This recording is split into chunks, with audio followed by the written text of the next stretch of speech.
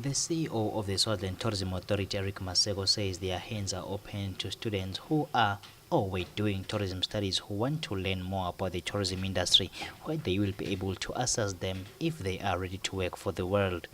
We are aware of the challenges for graduates that finish and then sometimes have a problem in finding jobs. We are working very closely with the institution. Even us as a tourism authority, even now we have students that are from these colleges that we take on a part-time basis so that they can appreciate what is happening within the tourism industry. It also helps to give them ideas of what they can do themselves without having to be employed.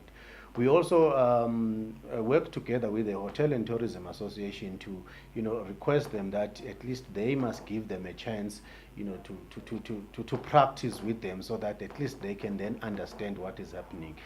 When asked about the fraud that is seen on the internet where people use false pretenses to advertise their tourism destinations, Masego said it is rare in Swaziland and they are totally against such as an authority.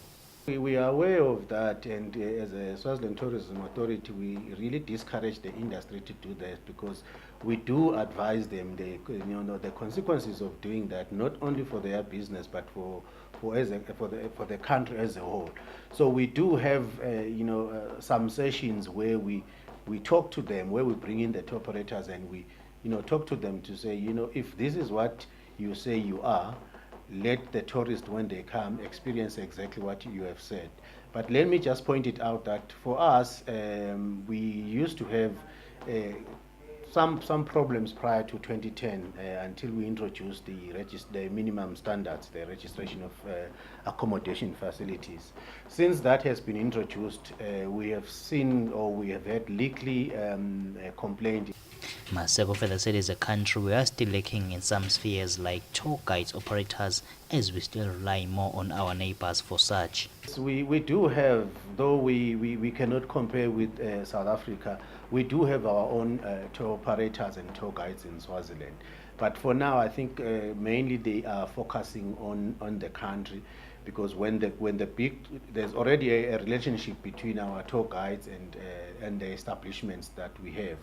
Like when we get the big tour buses, because the challenge with the tour buses is that they not only come to Swaziland, they travel to more than 2 or 3 countries.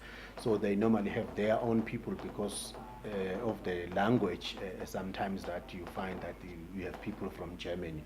But what we have seen is that there is an arrangement where if they are here and then now they want to explore Swaziland, the facilities will then engage our local tour guides.